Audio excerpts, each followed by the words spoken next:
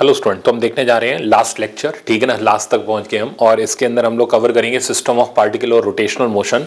अब देखो, अच्छे से आपने तैयारी कर ली और बहुत सारे बच्चों ने मेरे साथ प्रैक्टिस करी, ठीक है ना। एनसीईआरटी के पॉइंट बाय पॉइंट देखे, ठीक है ना।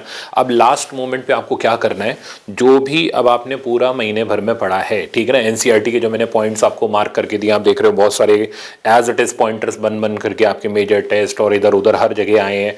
पीवाईक्यूज मैंने आपको कराए, इन पीवाईक्यूज से आपको आइडिया लग गया कि नीट का एग्जैक्ट पैटर्न जो रहता है, जो एक्चुअली में आता है वो कुछ और होता है, और जो हम टेस्ट वगैरह में देते हैं वो कुछ और होता है। उनमें 120 130 नंबर आते हैं, बट अगर नीट का एग्जैक्ट पैटर्न रहता है तो इजीली आप 150 160 या 180 में से 180 भी ला सकते हो।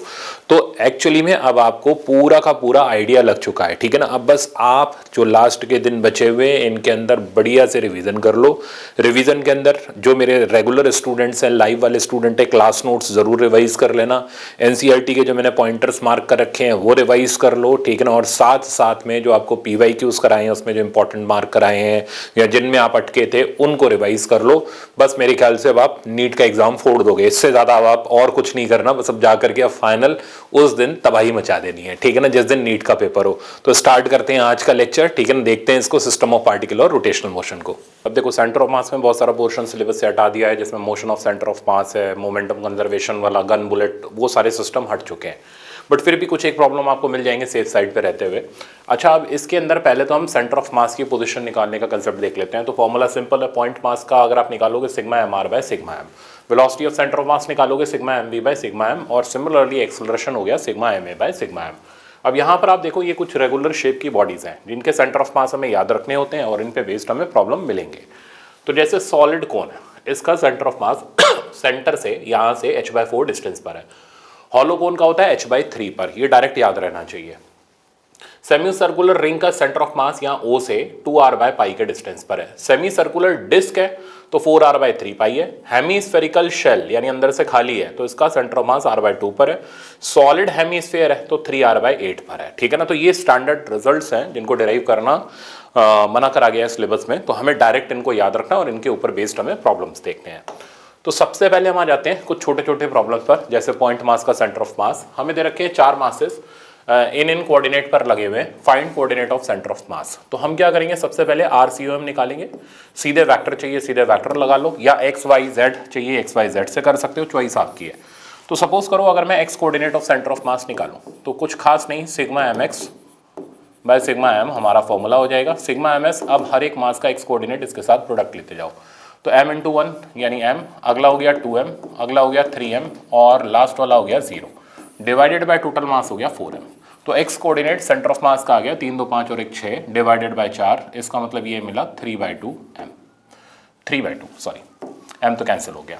y कोऑर्डिनेट अगर हम सेंटर ऑफ मास का देखें तो सेम फॉर्मूला लगेगा, तो इसका फॉर्मूला हमारे पास आ जाएगा sigma my by sigma m। अब हर एक मास का m और y कोऑर्डिनेट लेना है, तो m इंटू 1 ये हो गया m, अगला हो गया 2m, अगला हो गया फिर से m, y कोऑर्डिनेट 1 है, और इसका हो गया 0, डिवाइडेड बाय 4m।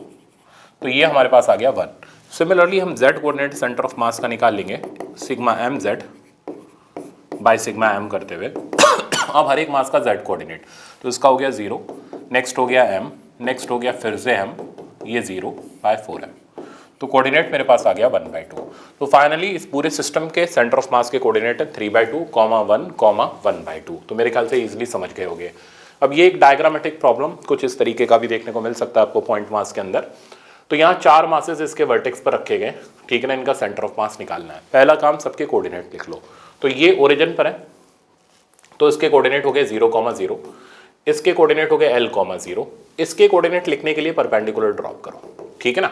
ये L है तो ये L cos थीटा हो गया, दैट मीन्स L/2, और ये √3 L/2। अब बहुत ध्यान से देखना, तो इसका x कोऑर्डिनेट हो गया ये पूरा यहाँ से यहाँ तक का सम, मतलब 3 L/2, और y कोऑर्डिनेट हो गया √3 L/2। सिमिलरली इसका लिखना है तो फिर से परपेंडिकुलर डालो, ये आ जाएगा L/2, ये √3 L/2, तो L/2, √3 L/2। तो जब भी डायग्राम दे रखा है हर एक मास के x और y के कोऑर्डिनेट लिखो। अब सिंपल फॉर्मूला इस्तेमाल कर लो। तो XCOM का फॉर्मूला तो एज इट इज रहना है, sigma mx by sigma m। Sigma ms करेंगे तो इसका 0 हो गया, अगले का 2ml आ गया, फिर इसका 2m 3 L/2 आ गया, 2m इंटू 3 L/2, और इसका आ गया m into L by two divided by total mass हमें चाहिए होगा, टोटल मास की वैल्यू हो गई m plus 2m plus 2m plus m, यानी 2 2 4 और 1 5 और 1 6 है। अब आप इसको सिंप्लीफाई कर सकते हो, सिमिलर तरीके से आप YCM निकाल सकते हो। तो आई थिंक बहुत ही सिंपल टास्क है सेंटर ऑफ मास के अंदर, कुछ ज़्यादा हमारे लिए बचा नहीं है इसमें। नेक्स्ट देखते हैं। अब ये कुछ रेगुलर शेप की बॉडीज़ हैं, ये सेम मटेरियल से बनी हुई है, हमें सिस्टम का सेंटर ऑफ मास निकालना है। तो हॉलो कौन और हॉलो हेमीस्फेयर है, सॉलिड भी हो सकते हैं। सॉलिड होंगे तो वॉल्यूम मास डेंसिटी लगाएंगे, हॉलो होंगे तो सरफेस। पहला काम आपको इसका मास लिखना होगा, तो डेंसिटी इनटू इसका पूरा का पूरा कर्व सरफेस एरिया। कोन का कर्व सरफेस एरिया होता है पाई आर एल, जहां एल होती है स्लैंट हाइट, यानी ये वाली हाइट। तो ये हमारे पास आ गई √17 इंटू आर, 4 4 16 और 1 17। तो √17 आर मेरे पास ये आ गया। तो m1 का वैल्यू आ गया सिग्मा पाई, रेडियस आर हो गया √17 आर। ठीक है, अब इसी तरह आप m2 लिख लो, यानी हेमीस्फेयर का, हॉलो हेमीस्फेयर का मास, डेंसिटी इनटू इसका कर्व सरफेस एरिया। अब इसका कर्व सरफेस एरिया कितना होता है, पूरे स्फीयर का होता है 4 पाई आर स्क्वायर, तो हॉलो का हो जाएगा, हेमीस्फीयर का हो जाएगा 2 पाई आर स्क्वायर, तो 2 पाई आर स्क्वायर। अब जरा आप गौर करो, दोनों में से आर स्क्वायर सिग्मा पाई ये सब तो हो जाएंगे कैंसिल आउट। तो हम इसकी जगह m1 की जगह सिर्फ और सिर्फ डाल देंगे √17, m2 की जगह सिर्फ और सिर्फ डाल देंगे 2। आप ऐसे भी लिख सकते हो √17m 2m, कॉमन टर्म के टर्म में लिख लो। ठीक है ना। अब हमें इसका सेंटर ऑफ मास निकालना है। तो जब भी नॉन पॉइंट मास हो और उनका सेंटर ऑफ मास निकालना हो, तो मेथड ये, सबसे पहले इनको पॉइंट मास बनाओ और ये मास इनके सेंटर ऑफ मास पर लोकेटेड रखो। तो m1 m2 को हमने उनके सेंटर ऑफ मास पर रख दिया। यहां से इसकी दूरी r/2 होगी, तो इसके कोऑर्डिनेट हो गए 0 - r/2। ये हॉलो कौन है, तो यहां से ये h बाय कितना डिस्टेंस पर होगा, h/3। तो इसका जो वैल्यू आ जाएगा 0, h/3 करेंगे तो 4r/3। आई थिंक आप समझ गए होंगे। ठीक है ना। अब जरा गौर करो, तो दोनों y एक्सिस पर लाई कर रहे हैं, तो पूरे सिस्टम का सेंटर ऑफ मास y पर ही लाई करेगा, x वाला कोऑर्डिनेट 0 हो जाएगा। तो इसमें हम सीधे सीधे YCM की वैल्यू लिखेंगे, sigma my by sigma m use करते हुए। सिग्मा my आ गया m1 y1 की जगह आ गया 4r/3 प्लस m2 y2 की जगह आ गया मेरे पास -r/2 divided by m1 plus m2। अब m1 m2 की जो वैल्यूज हैं वो पुट कर दो। तो देखो √17 और 2 पुट कर देते हैं, m वाला टर्म तो ऊपर नीचे से कट जाएगा। तो √17 4r/3 और इसकी जगह 2 आ गया, 2 इंटू -r/2 डिवाइडेड बाय √17। ठीक है ना, और प्लस इधर आ गया मेरे पास 2। तो ये इसका फाइनल रिजल्ट हो गया। अब आप चाहिए LCM लेकर के इसको सॉल्व करके लिख सकते हो। अब अगर यही सॉलिड कोन और सॉलिड हेमिस्फीयर होता तो ये हाइट हो जाती है h/4, तो ये हमारे पास आ जाता r, और ये हाइट हो जाती है यहाँ से हमारे पास 3r/8। ठीक है ना। तो ये रिजल्ट हमारे पास आ जाता 3r/8, 0, -3r/8। Volume mass density लिखनी पड़ती, तो इसका मास हो जाता है डेंसिटी इंटू कोन का वॉल्यूम। कोन का volume 1/3 pi are square h होता है, तो हमें वैसे लिखना पड़ता। हेमीस्फीयर का होता 2/3 पाई आर क्यूब, तो हम उस हिसाब से लिखते। ठीक है ना। फिर हम इनको m के टर्म में कन्वर्ट करते और फिर सेम फॉर्मूला लगा करके सेंटर ऑफ मास निकालते हैं। तो ये आप होमवर्क में जरूर कर लेना, ताकि आपके दोनों वर्जन अच्छे से तैयार हो जाए। नेक्स्ट पर चलते हैं। नेक्स्ट आप देख रहे हो कैविटी।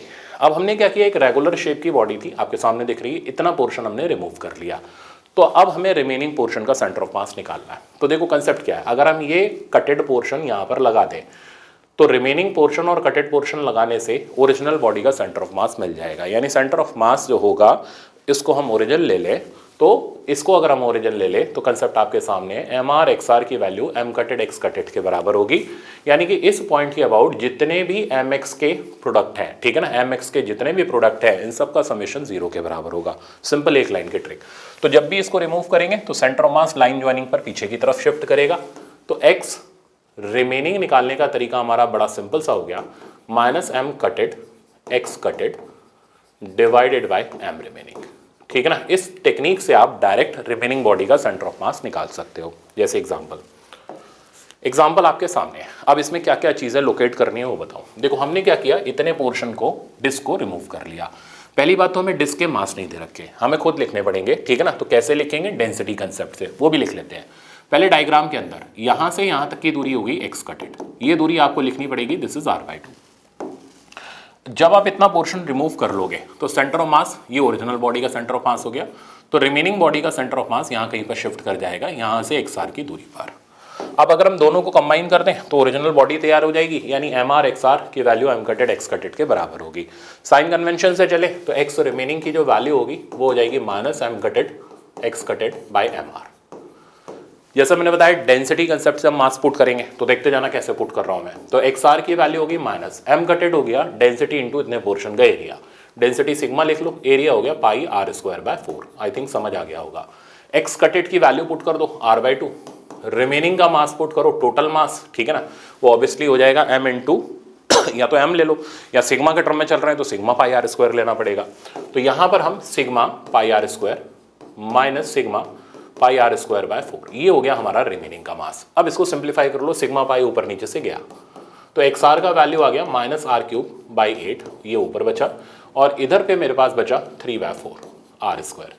तो फाइनल रिजल्ट मेरे पास आ गया 4 2 जा 8, दैट मीन्स ये नीचे आ जाएगा माइनस का आर बाई 6। तो माइनस आर बाई 6 डिस्टेंस पर इसका सेंटर ऑफ मास शिफ्ट कर जाएगा, और कहाँ पर शिफ्ट कर जाएगा, लाइन ज्वाइनिंग पर पीछे की तरफ। तो आई थिंक अब आप कटेड पोर्शन का सेंटर ऑफ मास इजीली देख सकते हो, रिमेनिंग का निकाल सकते हो। यही चीज़ अगर सॉलिड स्फीयर होती तो हम डेंसिटी में वॉल्यूम डेंसिटी लगाते, ठीक है ना, और फिर हम कंसेप्ट तो सेम ही रहता, बस फॉर्मूला चेंज हो जाता, रो इंटू हमारा हो जाता 4/3 पाई आर क्यूब। वो आप घर पे जरूर कर लेना। नेक्स्ट दिखाता हूँ मैं। अब हम आ जाते हैं कोलिजन। तो सेंटर ऑफ मास के अंदर जो हमारे पोर्शन थे ना, मोशन ऑफ सेंटर ऑफ मास वाले, आइसोलेटेड सिस्टम वाले, वो हट गए, सिलेबस में नहीं है, तो इसलिए उसको स्किप कर दिया है मैंने। बट फिर भी टेस्ट के अंदर आपको 1-2 प्रॉब्लम मिलेंगे, तो मैनेज जरूर कर लेना, क्योंकि अभी रिस्की है, इसलिए मैंने थोड़े बहुत तो प्रॉब्लम रखे हैं सेक्शन बी के अंदर। तो कोलिजन पर हम आते हैं। अब देखो कोलिजन के अंदर हमें डिस्कस करना है सारे type of collision, perfectly elastic, inelastic, 1 dimension, 2 dimension, सब चीज़। तो पहले हम बात करते हैं 1 डायमेंशन परफेक्टली इलास्टिक कोलिजन की। तो परफेक्टली इलास्टिक कोलिजन में क्या होता है, काइनेटिक एनर्जी लॉस नहीं होती। पूरे सिस्टम की काइनेटिक एनर्जी जितनी पहले होती है उतनी ही बाद में रहती है, ठीक है ना। कोफिशिएंट ऑफ रेस्टिट्यूशन हमारा 1 के बराबर रहता है, आप देख सकते हो, ठीक है ना। काइनेटिक एनर्जी पूरे सिस्टम की कंजर्व्ड रहती है। अब हम मोमेंटम कंजर्वेशन और काइनेटिक एनर्जी कंजर्वेशन लगा के V1 V2 निकालते हैं। V1 V2 की जो वैल्यूज आती हैं आफ्टर कोलिजन, जो वेलोसिटीज आ रही हैं, इनका फॉर्मूला याद रखना होता है। V1 का फॉर्मूला आ जाता है m1 minus m2 into u1 plus twice m2 u2 divided by m1 plus m2। लिख करके याद जरूर कर लो, बिना याद किए काम नहीं चलेगा।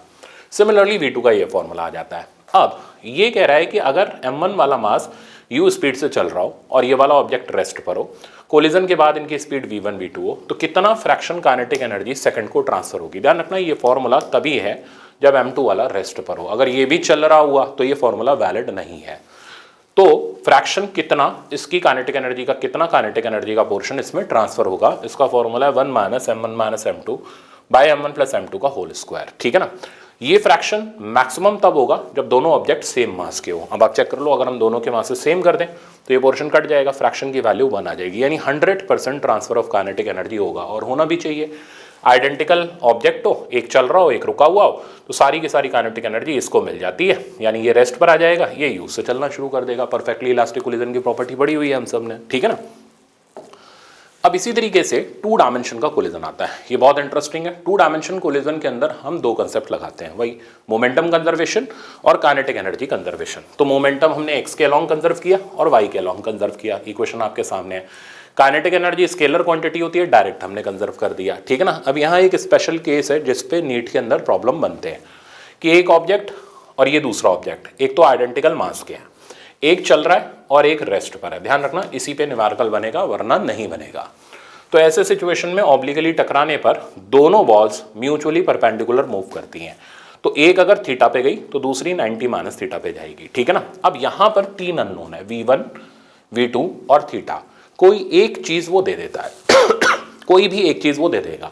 अब आपको एग्जाम में दिमाग लगाना होगा, नहीं तो सवाल लेंदी हो जाएगा। जैसे सपोज करो उसने आपको v1 दे दिया, तो कौन से, और हमेशा ध्यान रखना कभी एग्जाम में 3 अननोन नहीं पूछेगा, निकाल तो सकते हैं पर पूछेगा नहीं, क्योंकि हमारे पास टाइम ही नहीं होगा इतना सवाल करने का। तो हमेशा 2 अननोन के ऊपर सवाल बनेगा। अब अगर उसने स्पीड दे दी आफ्टर कोलिजन की, v1 दे दिया या v2 दे दिया, बहुत ध्यान से सुनना ये बात, स्पीड दे दी आफ्टर कोलिजन की, तो आप क्या करोगे, कोई मोमेंटम कंजर्वेशन नहीं, पहले काइनेटिक एनर्जी कंजर्वेशन लगाओगे, ठीक है ना। काइनेटिक एनर्जी कंजर्वेशन लगाओगे, फट से आपके पास ये स्पीड आ जाएगी। ये स्पीड आते ही अब आप सिर्फ y एक्सिस का मोमेंटम कंजर्वेशन कर लो, ठीक है ना, आपको थीटा की वैल्यू डायरेक्ट मिल जाएगी। तो अगर स्पीड दे दी तो काइनेटिक एनर्जी कंजर्वेशन लगाओ, और अगर आपको एंगल दे दिया, ठीक है ना, ये एंगल दे दिए तो मजबूरी है फिर तो हमें क्या करना पड़ेगा, मोमेंटम कंजर्वेशन भी लगाना पड़ेगा, काइनेटिक एनर्जी कंजर्वेशन भी लगाना पड़ेगा। यानी एंगल देना एक लेंथी सवाल होता है, स्पीड देना एक छोटा सवाल होता है। ये अपने नोट्स में ऐड कर लेना ताकि आप एग्जाम में डिसाइड कर पाओ कि हम इस सवाल को किस मोमेंट पे करें, ठीक है ना। तो मैं दिखाता हूं आपको प्रॉब्लम। फिलहाल ये पहला प्रॉब्लम है, आप देखो as shown in the diagram, mass 2m collides with mass m perfectly elastically, find the velocity after collision and fraction of kinetic energy transfer to m। तो ऑब्वियसली ये रेस्ट पर है, ये चल रहा है, तो हम डायरेक्ट वो फॉर्मूला लगा के फ्रैक्शन निकाल सकते हैं, बट हमें सबसे पहले v1 और v2 निकालने हैं। तो हमें नहीं पता v1 कितना होगा, हमें नहीं पता v2 कितना होगा, फॉर्मूला लगाना पड़ेगा। तो v1 का फॉर्मूला लिख लो, मैंने पहले बोला याद रहना चाहिए आपको, m1 minus m2 u1 plus 2m2 u2 divided by m1 plus m2। Data put करते हैं, m1 की जगह आ गया 2m, तो 2m माइनस m, u1 की जगह मेरे पास u आ गया, दूसरा टर्म 0 हो गया, डिवाइडेड बाय 3m आ गया, तो आंसर बना u/3। तो हमने v1 की वैल्यू निकाल ली विच इज u/3। अब आपके पास कई तरीके हैं, मोमेंटम कंजर्वेशन लगा के v2 लिख लो, या फॉर्मूला लगा के v2 लिख लो, या रिलेटिव e की वैल्यू 1 बराबर करके भी आप यहाँ पर v2 लिख सकते हो। चॉइसेस आपके पास, नंबर ऑफ चॉइसेस, आप जो चाहिए वो इस्तेमाल कर लो। तो अब मैं यहाँ पर v2 की वैल्यू लिखना चाह रहा हूँ, तो मैं तो फॉर्मूला ही लगा लेता हूँ। तो फॉर्मूला हो गया twice m1 u1 plus m2 minus m1 u2 divided by m1 plus m2। याद है तो याद है, ठीक है, नहीं याद है तो बैठे रहो भाई। फिर तो u2 वाला पोर्शन तो 0 हो जाएगा, ट्वाइस m1 u1, तो ये बना 4m u divided by 3m, तो हमारे पास आ गया 4u/3।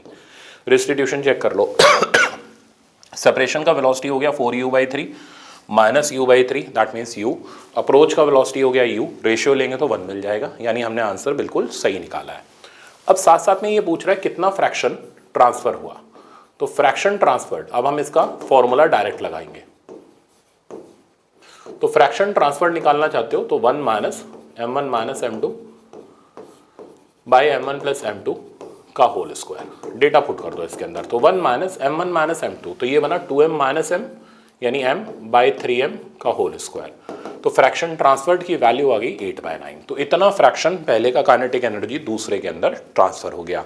आई होप समझ गए होंगे। नेक्स्ट हम चलते हैं इस प्रॉब्लम पर। अब आप क्वेश्चन के अंदर देख सकते हो ऑब्लिक कोलिजन का प्रॉब्लम है, परफेक्टली इलास्टिक है, मास आइडेंटिकल है, एक चल रहा है एक रेस्ट पर है, बुद्धि का प्रयोग करना है। थीटा दे रखा है तो सवाल लंबा जाएगा, सॉरी स्पीड दे रखी है तो सवाल छोटा जाएगा, थीटा दे रखा है तो सवाल लंबा जाएगा, ठीक है ना। अब चेक करो कोलिजन के बाद की स्पीड दे रखी है, यानी ये सवाल फट से हो सकता है, फर्स्ट राउंड में अटैम्प्ट हो सकता है। हम काइनेटिक एनर्जी कंजर्वेशन लगा के v2 निकालेंगे, मोमेंटम कंजर्वेशन लगा के थीटा निकाल देंगे। अब हमें अच्छी तरह पता है ये दोनों 90 डिग्री पर जाएंगे, तो ये एंगल हो गया 90 minus theta. Kinetic energy conservation लगाया तो इनिशियल काइनेटिक एनर्जी होगी half M U square, direct लगाओ कोई दिक्कत नहीं है, plus 0 equals to half M U square by 4 plus half M v2 square. देखो हाफ एम पूरी इक्वेशन से कैंसिल हो गया, तो U square minus U square by 4 equals to v2 square. तो v2 की वैल्यू आ गई √3/2 u। अब देख रहे हो कैसे फटाफट से हमने v2 निकाला। अब हमें थीटा निकालना है, तो हम मोमेंटम कंजर्वेशन लगाएंगे। x का भी लगा सकते हैं, उससे भी थीटा आएगा बट लेंदी पड़ेगा। y वाले से जल्दी आएगा क्योंकि y की तरफ कोई मोमेंटम नहीं है इनिशियल। तो हम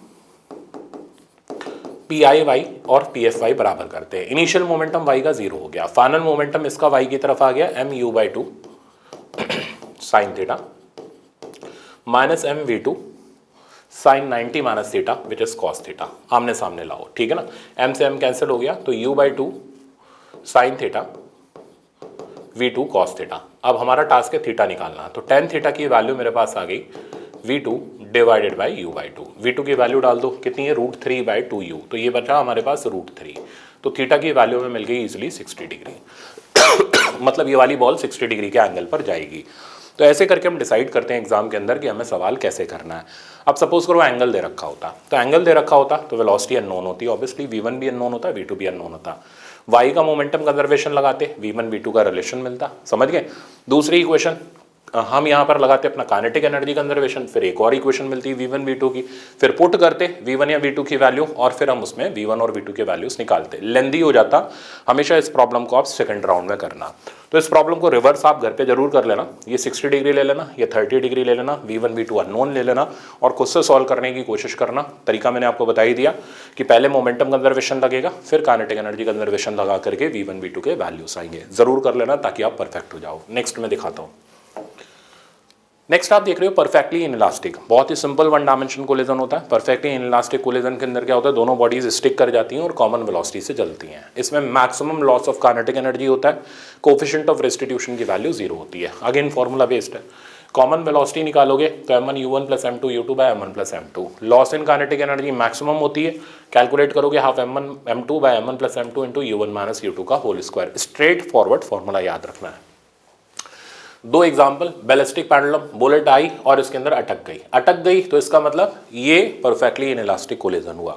अब यहाँ से ये सर्कुलर पाथ में h हाइट तक जा रही है, तो अगर आपको ये h गिवन है तो आप v डायरेक्ट लिख सकते हो एनर्जी कंजर्वेशन से √2gh से। अब आप मोमेंटम कंजर्वेशन लगाते हुए बुलेट यानी बैलास्ट की स्पीड निकाल सकते हो। तो मेरे ख्याल से सिंपल सा तरीका है।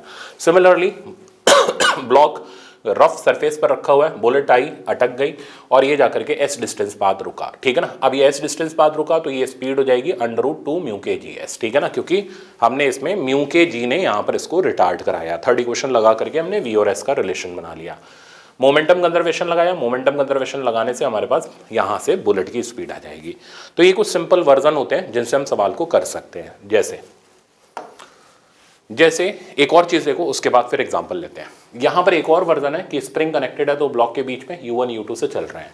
यहाँ मैक्सिमम इलोंगेशन और कंप्रेशन निकालना होता है। जब भी इलोंगेशन या कंप्रेशन मैक्सिमम होता है तो रिलेटिव वेलोसिटी 0 होती है, यानी दोनों सेम स्पीड से चल रहे होते हैं, ठीक है ना।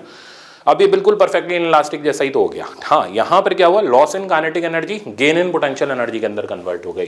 तो बिल्कुल सेम तरीके से अगर आपको v निकालना है तो मोमेंटम कंजर्वेशन लगा के हमने v निकाल लिया। Loss in kinetic energy gain in potential energy use करके हम यहाँ पर मैक्सिमम इलोंगेशन या कंप्रेशन की वैल्यू दे सकते हैं। सवाल अब मैं आपको दिखाता हूँ। एक और चीज है, फिर सवाल देख लेते हैं। 2 डायमेंशन इनइलास्टिक कोलिजन। अब जब भी कोलिजन 2 डायमेंशन में होगा तो यहां पर हमारा सिर्फ और सिर्फ एक ही हथियार होगा, मोमेंटम कंजर्वेशन। तो हम वेक्टर फॉर्म में मोमेंटम को कंजर्व करेंगे और कॉमन स्पीड निकालेंगे। लॉस इन काइनेटिक एनर्जी का वो जो फॉर्मूला था ना, half m1 m2 by m1 plus m2 u1 minus u2 का होल स्क्वायर, वैलिड नहीं होगा। ध्यान से सुनना, नहीं होगा, क्योंकि 1 डायमेंशन कोलिजन नहीं है। तो loss in kinetic energy initial minus final करके ही निकलेगी। तो ऐसा सवाल खूब आता है क्योंकि स्टूडेंट क्या हो जाता है, समझ नहीं पाता कि इसमें लॉस इन काइनेटिक एनर्जी हम फॉर्मूला लगा के निकालें या कंसेप्ट लगा के निकालें। अब आप इसको देखो, ये मैंने 2 सवाल रखे हुए, मैक्सिमम इलोंगेशन कंप्रेशन का और साफ दिख रहा है बैलिस्टिक पेंडुलम। तो दोनों चीज़ें आपकी फटाफट से रिवाइज हो जाएंगी। अब ये कह रहा है सारे के सारे कोलिजन परफेक्टली इनइलास्टिक है, तो मैक्सिमम कंप्रेशन बताओ। तो पहले तो ये इससे आया, टकराया और चिपक गया, ठीक है ना। तो हम पहले इनको कंबाइन कर देते हैं। तो कंबाइन करने पर टोटल मास हो गया 2m और ये रहा m। अब हमें इसकी स्पीड निकालनी पड़ेगी, ये v1 निकालना पड़ेगा। ये v1 निकालने के लिए हम मोमेंटम कंजर्वेशन यूज करेंगे। तो इनिशियल मोमेंटम फाइनल मोमेंटम के बराबर, तो pi इक्वल्स टू pf, ठीक है ना। pi का वैल्यू हो गया m इंटू 2u और pf का वैल्यू हो गया 2m v1। तो v1 की वैल्यू मेरे पास आ गई u के बराबर। अब बस सिंपल सा ही है। अब ये जाएगा आगे और इसकी काइनेटिक एनर्जी पोटेंशियल एनर्जी में स्टोर होनी शुरू हो जाएगी। तो अब हम लगा देंगे लॉस इन काइनेटिक बराबर गेन इन पोटेंशियल। तो लॉस इन काइनेटिक एनर्जी होगी हाफ m1 m2 यानी 2m square by 3m, v1 minus v2 का होल स्क्वायर यानी v1 square. Gain in potential energy हो गया हाफ के एक्स स्क्वायर। हाफ वाला टर्म आप उड़ा दो, बिल्कुल m से m उड़ा दो, तो 2m by 3 into v1 square हो गया हमारा u स्क्वायर इक्वल्स टू के एक्स स्क्वायर। तो इधर से आप मैक्सिमम इलोंगेशन की वैल्यू दे सकते हो, x की वैल्यू दे सकते हो, रूट लेकर के आप आंसर लिख लो, ठीक है ना। तो बहुत सिंपल सा टास्क होता है, कोई भयानक नहीं होता। बस इसे थोड़ा भयानक बनाने के लिए मैंने m को अलग से चिपका दिया। अब मान लो आपको डायरेक्ट ही दे रखा होता तो आप यही स्टेप सीधे सीधे लगा देते, आपका आंसर आ जाता है एक ही बार के अंदर। तो आई थिंक मुश्किल नहीं है, ईजिली आप कर सकते हो। नेक्स्ट, अब पढ़ो इसको। कहता है find U such that when bullet gets embedded in block. तो ये बुलेट जो है ना ब्लॉक के अंदर जा करके एम्बेडेड हो गई यानी अटक गई। दोनों के मासेस हमें सेम ही दिख रहे हैं। कोलिजन के बाद की स्पीड v ले लेते हैं। Such that system just complete vertical circular path. तो अब ये वर्टिकल सर्कुलर पाथ पूरा लूपिंग द लूप का सवाल है। तो इसका मतलब v की जो वैल्यू होनी चाहिए √5gr होनी चाहिए, ठीक है ना। तो हमें v इनडायरेक्टली मिल गया सर्कुलर मोशन के कंसेप्ट से √5gl, और ये हमने सीखा भी हुआ है, ठीक है ना। अब हम मोमेंटम कंजर्वेशन लगा करके u की वैल्यू दे देंगे। तो अब मोमेंटम कंजर्वेशन आप लगाओगे तो mu equals to 2m into V, m से m कैंसिल आउट हो गया, तो u की वैल्यू आ गई ट्वाइस √5gl। तो this is the velocity of bullet such that अटकने के बाद वो सर्कुलर पाथ को कंप्लीट करा देगी। नेक्स्ट देखते हैं। नेक्स्ट आप देख रहे हो ये सवाल देखिए क्या कह रहा है। ये कह रहा है two object moving perpendicular collides and stick to each other, यानी 2 डायमेंशन कोलिजन है परफेक्टली इनइलास्टिक का। तो स्टिक कर गया तो 2m ले लेते हैं, वेलोसिटी वेक्टर v ले लेते हैं। कह रहे find out final velocity and loss in kinetic energy. तो अब इसमें हमें पता है अच्छी तरीके से कि सिर्फ एक ही तरीका है, वो है मोमेंटम कंजर्वेशन।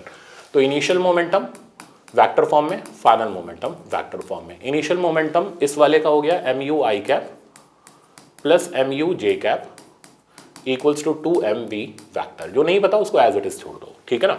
यहाँ से देखोगे आप तो यहाँ से v वैक्टर की वैल्यू आ जाएगी u/2 हमने कॉमन ले लिया, i cap plus j cap.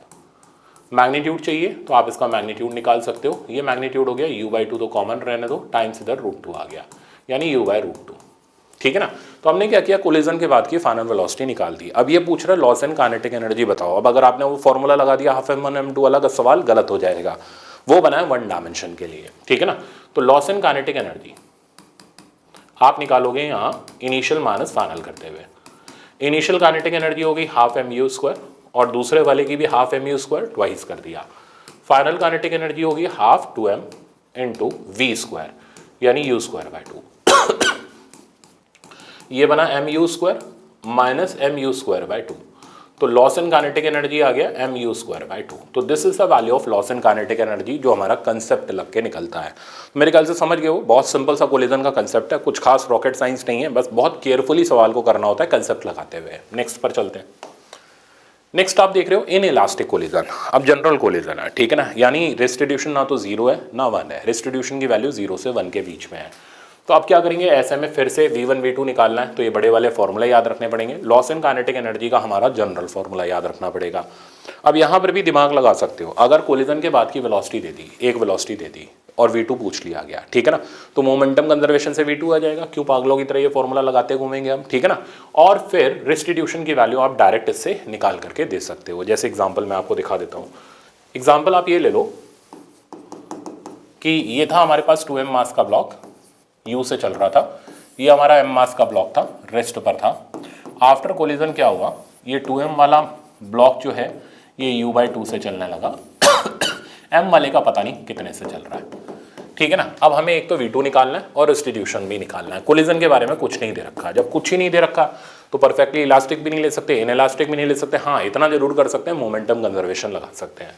तो मोमेंटम कंजर्वेशन लगाया 2mu/2, ठीक है ना, और प्लस mv2। अब यहाँ से आप चेक करो, यहाँ से आपके पास v2 का वैल्यू जो आ गया, ये v2 का वैल्यू u के बराबर आ गया। तो हमने v2 निकाल लिया which is equals to u। अब कोई आपसे जब कहे कोफिशिएंट ऑफ रेस्टिट्यूशन बताओ तो फॉर्मूला लगा लो v2 minus v1, u1 minus u2। v2 minus v1 करा तो u minus u/2 divided by u1 minus u2 करा तो u माइनस 0। तो देख सकते हो यहाँ coefficient of restitution exactly half आ रहा है, यानी ये जनरल इनइलास्टिक टाइप का कोलिजन है। तो आई होप समझ आ गया होगा सिंपल तरीके से। नेक्स्ट चलते हैं। नेक्स्ट है रिबाउंडिंग। ये तो स्टैंडर्ड फॉर्मूले डायरेक्ट याद रखना है। अगर बॉल जमीन से टकराती है और बाउंस होती है तो बाउंस होने पर हर बार वेलोसिटी ई टाइम्स हो जाती है, जहाँ ई हो जाता है कोफिशिएंट ऑफ रेस्टिट्यूशन। 1 है तो सेम वेलोसिटी से बाउंस होएगी, सेम मैग्नीट्यूड से बाउंस होएगी, जितने से टकराई है उतने से बाउंस होएगी। और अगर ई की वैल्यू हमें 0 से 1 के बीच में दे रखी है तो हर बार टकराने पर वेलोसिटी ई टाइम्स होती चली जाएगी। मैक्सिमम हाइट देखोगे तो वो e² टाइम्स होती चली जाएगी, टाइम ऑफ फ्लाइट देखोगे तो वो e टाइम्स होता चला जाएगा। तो स्टैंडर्ड रिजल्ट है। अब ऐसे करते करते करते करते इनफाइनाइट कोलिजन के बाद जो टोटल डिस्टेंस बॉल ट्रैवल करती है उसका standard formula h0 1 + e² bye 1 - e² है, डायरेक्ट ध्यान रखना है। और टोटल टाइम का formula √2h/g 1 + e by 1 - e। इस पर सवाल है, अभी दिखा दूंगा मैं। अगर ऑब्लिक कोलिजन कर रही है तो यहाँ पर हमें एक चीज़ बहुत केयरफुली देखनी है। ऑब्लिक कोलिजन करने पर जिस लाइन में नॉर्मल एक्ट करता है, ठीक है ना, यानी सरफेस के परपेंडिकुलर, उस डायरेक्शन की वेलोसिटी ही ई टाइम्स होती है, क्योंकि उसी डायरेक्शन में इंपल्स लगता है। तो कोफिशिएंट ऑफ रिस्टिट्यूशन हमेशा लाइन ऑफ इंपैक्ट की तरफ लेते हैं। तो जैसे टकराने से पहले बॉल यू कॉस थीटा से आ रही थी, तो perpendicular E U cos theta से जाएगी, पैरेलल वाली वेलोसिटी एज इट इज रहेगी, उस पर कोई फर्क नहीं पड़ेगा, क्योंकि हम लेते हुए चल रहे हैं, सरफेस स्मूथ है, ठीक है ना। तो ये बहुत छोटे छोटे से पर काम के रिजल्ट हैं। तो अगर टकराने आ रही थी थीटा से, टकराने के बाद अल्फा एंगल पर जाती है, तो tan अल्फा और थीटा और ई का रिलेशन स्टैंडर्ड है, डायरेक्ट याद रख सकते हो, tan alpha equals to tan theta by e. अगर हम ई की वैल्यू 1 कर दें तो अल्फा और थीटा हमें बराबर मिल जाएंगे, यानी इंसिडेंस और रिफ्लेक्शन का एंगल एक जैसा हो जाएगा। अब सवाल देख लेते हैं। सवाल इस पे हमारा ये रहा, एक बॉडी जो है 1.25 मीटर से फॉल कर रही है, रिस्टिट्यूशन 0.2 दे रखा है, वेलोसिटी आफ्टर थर्ड कोलिजन। अब देखो क्या हुआ, फर्स्ट कोलिजन हुआ, वेलोसिटी ई यू हो गई, ये सेकंड कोलिजन हुआ, फिर ई टाइम्स होगी ई स्क्वायर यू, ये थर्ड कोलिजन हुआ, तो थर्ड कोलिजन के बाद ई क्यूब यू। अब देख रहे हो, ऐसे करके आप वेलोसिटी लिख सकते हो। तो मैं यहाँ पर वेलोसिटी आफ्टर थर्ड कोलिजन लिख रहा हूँ ई क्यूब यू। तो अब आपका सारा का सारा पोर्शन रिवाइज हो जाएगा। ई कितना हो गया 0.2, थोड़ा सा सिंप्लीफाई कर लो, 2/10 लिख लो, यानी 1/5 लिख लो। तो ई क्यूब हो गया 1/5 का होल क्यूब, और यू की वैल्यू अब हमें डालनी पड़ेगी। कैसे लिखेंगे, यू हो गया यहाँ पर इम्पैक्ट वाली वेलोसिटी √2gh, ठीक है ना। तो u की वैल्यू हम सब्स्टिट्यूट कर देते हैं √2gh, h हो गया 1.25। अब इसको सिंप्लीफाई करो, g हो गया 10, तो तकरीबन ये 25 आ गया, यानी 5 आ गया, पुट कर देते हैं। तो 1/5 का क्यूब इंटू 5, यानी 1/25 मीटर पर सेकेंड। तो थर्ड कोलिजन के बाद की वेलोसिटी हो जाएगी 1/25 मीटर पर सेकेंड। आगे बढ़ते हैं। Maximum height after second collision. अब सेकंड कोलिजन, ये फर्स्ट कोलिजन हो गया, ये सेकंड कोलिजन हो गया, सेकंड कोलिजन की मैक्सिमम हाइट, ठीक है ना। कैसे लिखेंगे, मैक्सिमम हाइट का फॉर्मूला u²/2g होता है, सारे जानते हो। तो h2 का जो फॉर्मूला हो गया वो हो गया v2²/2g। v2 की वैल्यू डाल दी e²u, तो e की पावर 4 u²/2g। u की वैल्यू डाल दी √2gh जो ऊपर लिखी हुई है। तो यहाँ पर हमारे पास आ जाएगा 2g कट जाएगा e4h0। तो क्या होगा, हाइट e² से मल्टीप्लाई हो जाती है। तो सेकंड कोलिजन के बाद e की पावर 4 आ जाएगा, थर्ड कोलिजन के बाद e की पावर 6 आ जाएगा, फोर्थ कोलिजन के बाद e की पावर हमारा 8 आ जाएगा। तो जनरल फॉर्मूला लिखूं तो height after nth collision e की पावर 2n/h0, सीधे पुट कर सकते हो। अब यहाँ पर आप बस रिजल्ट डाल दो, e की पावर 4 हो गया 1/5 की पावर 4, h0 हो गया 1.25, यहाँ से सिंप्लीफाई करके h2 आ जाएगा। अब ये कह रहा है टोटल डिस्टेंस ट्रैवल्ड। तो थर्ड पार्ट पर आते हैं, total distance travelled. Total distance travelled अगर मैं निकालूँ यहाँ पर, तो टोटल डिस्टेंस का स्टैंडर्ड फॉर्मूला जो हम डायरेक्ट यूज़ करेंगे h0 1 + e²/1 - e², ठीक है ना। h0 हो गया 1.25, 1 + e² हो गया 1/25/1 - 1/25। सिंप्लीफाई कर लो, आपको डायरेक्ट आंसर मिल जाएगा। टोटल टाइम आपको पता करना है, तो ये हो जाएगा √2h0/g 1 + e/1 - e। I think अब आप इजीली सब्स्टिट्यूट करके निकाल सकते हो रिजल्ट्स को। तो मेरे ख्याल से अब आपको इसमें बाउंसिंग ऑफ बॉल वाले कंसेप्ट में तो दिक्कत नहीं आएगी। हाइट निकालना, वेलोसिटी निकालना, टाइम निकालना, डिस्टेंस निकालना, A to Z मैंने सारा बता दिया आपको। नेक्स्ट प्रॉब्लम पर चलते हैं। नेक्स्ट आप देख रहे हो रोटेशनल मोशन में moment of inertia. Moment of inertia भी हमें सिंपल पैरेलल एक्सिस थ्योरम और परपेंडिकुलर एक्सिस थ्योरम पर कैलकुलेट करना है और जायरेशन निकालना है। तो मोमेंट ऑफ इनर्शिया क्या होता है, जैसे ये एक्सिस है, ठीक है ना। अब अगर हम हर एक बॉडी का पॉइंट मास का, पहले पॉइंट मास की बात करते हैं, तो सिग्मा mr² करते चले जाएं, ठीक है ना। r जहाँ परपेंडिकुलर डिस्टेंस होगा एक्सिस ऑफ रोटेशन से, तो हमें मोमेंट ऑफ इनर्शिया की वैल्यू मिलती चली जाएगी। टेंसर क्वांटिटी होती है ना, स्केलर होती है ना, वेक्टर होती है।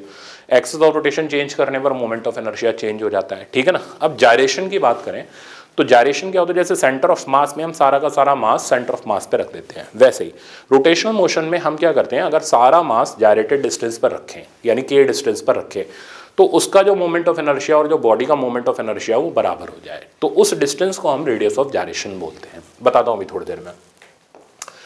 जैसे आप पैरेलल परपेंडिकुलर एक्सिस थ्योरम देखो, जब भी आप ये थ्योरम लगा रहे हो तो हमेशा चेक करना है उन एक्सिस के बारे में कि ये एक्सिस हमें प्लेन में दे रखी है या प्लेन के परपेंडिकुलर दे रखी है।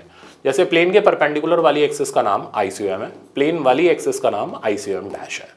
तो अगर आप इस येलो लाइन के पैरेलल लाइन का मोमेंट ऑफ इनर्शिया निकालना चाहते हो, तो पैरेलल एक्सिस थ्योरम ये कहती है कि IP का वैल्यू जो होगा centroidal axis plus MH square. और अगर आप आईपी डैश निकालना चाहते हो यानी प्लेन वाली एक्सिस का निकालना चाहते हो तो रिजल्ट हो जाएगा आईसीएम डैश, ठीक है ना, प्लस एमएच स्क्वायर। ये होती है हमारी parallel axis theorem. Perpendicular axis theorem हमें लगाने की जरूरत ही नहीं पड़ती, क्योंकि वो थ्योरम ये कहती है कि अगर कोई प्लेन लैमिना है, ये परपेंडिकुलर एक्सिस थ्योरम है, अगर कोई प्लेन लैमिना है, लगती प्लेन लैमिना के लिए, टू डायमेंशनल बॉडी के लिए, उस पे भी सिमेट्रिकल बॉडीज हैं, ठीक है ना, जैसे डिस्क हो गई रिंग हो गई, स्क्वायर हो गया, तो ये कहती है कि प्लेन वाली एक्सिस का जो मोमेंट ऑफ इनर्शिया होता है एक्स और वाई का, ठीक है ना, ये प्लेन के परपेंडिकुलर वाली एक्सिस के बराबर होता है। तो आई जेड की वैल्यू हो जाएगी आई एक्स प्लस आई वाई, क्योंकि ये सिमेट्रिकल एक्सिस है, एक्स वाली भी और वाई वाली भी, इसलिए दोनों के मोमेंट बराबर निकलेंगे। तो I C O M dash, dash क्यों नाम डाला, क्योंकि प्लेन वाला है, equals to half of I C O M. ये इतना सा एप्लीकेशन होता है हमारे लिए परपेंडिकुलर एक्सिस थ्योरम का। जैसे एग्जांपल, रिंग का मोमेंट ऑफ इनर्शिया आप इस एक्सिस के अबाउट जानते हो, ये होता है M R square.